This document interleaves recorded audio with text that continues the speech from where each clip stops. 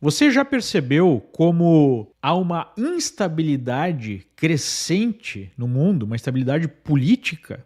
Não só no Brasil, nós tivemos um último exemplo na Coreia do Sul, em que o presidente baixou a lei marcial, foi acusado pela oposição de tentativa de golpe, dando início a uma grave e profunda crise constitucional. Por lá, o que nós temos é uma disputa em que o presidente está acusando a oposição de boicotar antidemocraticamente o seu governo, chegando ao ponto de fazer o pedido de mais de 20 impeachments de integrantes do governo, e até mesmo de se aproximar do inimigo mortal do país, né, que é a Coreia do Norte, enquanto a oposição diz que é o presidente quem é autoritário, quer impor a sua agenda, está perseguindo a oposição. A esposa do presidente está sendo acusada de corrupção, a procuradoria diz que não viu crime, a oposição está procurando derrubar os procuradores, porque eles seriam ligados ao governo e não estariam fazendo o seu trabalho. Por sua vez, esses procuradores estão investigando o líder da oposição, até mesmo por ter enviado dinheiro para os inimigos da Coreia do Norte, o que ele nega,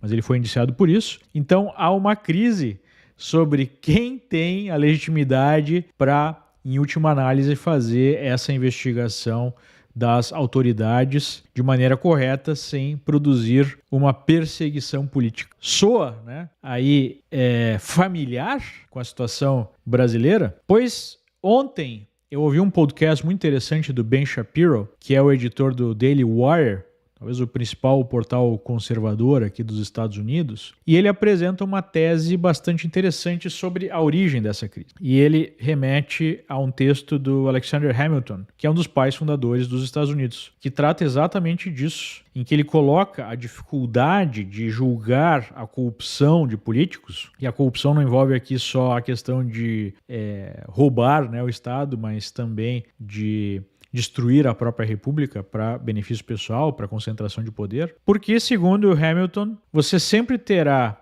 em disputas políticas e julgamento dessas disputas uma tendência a passar pano para o seu aliado e buscar condenar o seu inimigo. E julgamentos, nesse sentido, por parte dos políticos, seriam sempre marcados pela falta de isenção, o que é um fato. Ele apresenta a solução no Senado, né? Ele defende a ideia que apenas o Senado, que emula a Câmara dos Lordes do Reino Unido, que é uma Câmara formada não por pessoas eleitas, mas sim por aristocratas.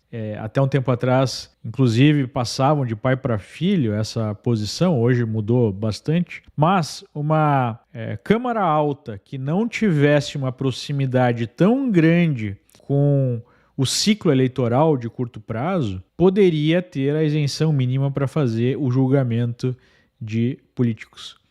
O problema é que no próprio Reino Unido essa função está sendo perdida. A Câmara dos Lordes tem um papel cada vez mais simbólico, tem menos poder. Inclusive, né, a Câmara dos Lordes era, até 2009, a última instância do judiciário para você recorrer de uma decisão. E em 2009 se criou a Suprema Corte, ou seja, o próprio Reino Unido está seguindo o mesmo caminho tortuoso das outras democracias ocidentais que estão apresentando este problema, né?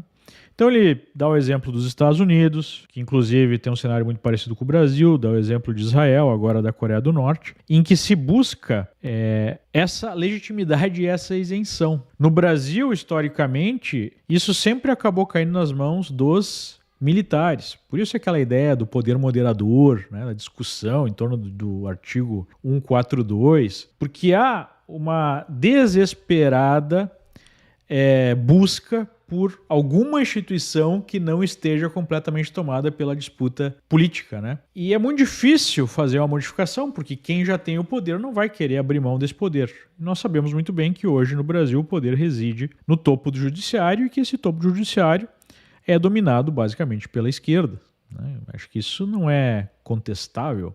Então, como sair dessa enrascada? O problema não é só um problema de disputa política imediata, né? É um problema já de arranjo constitucional da própria estrutura desses Estados modernos, que estão cada vez mais próximos de um aparelhamento completo de instituições que foram criadas supostamente para serem técnicas, né, para serem isentas. A ideia, por exemplo, de tirar lá o papel da Câmara dos Lordes e colocar num Supremo seria justamente a isenção, né, uma justiça técnica. Mas o que acaba acontecendo? Descobrimos que não existe esse tipo de coisa, que procuradorias, né, que Supremas Cortes podem e naturalmente em algum momento vão ser politizadas. Então veja como essa ideia, né, da democracia simplesmente é mais complexa. Para manter de fato uma república de pé, é preciso pensar em elementos não democráticos, porque senão a própria democracia acaba, né? Eis o problema.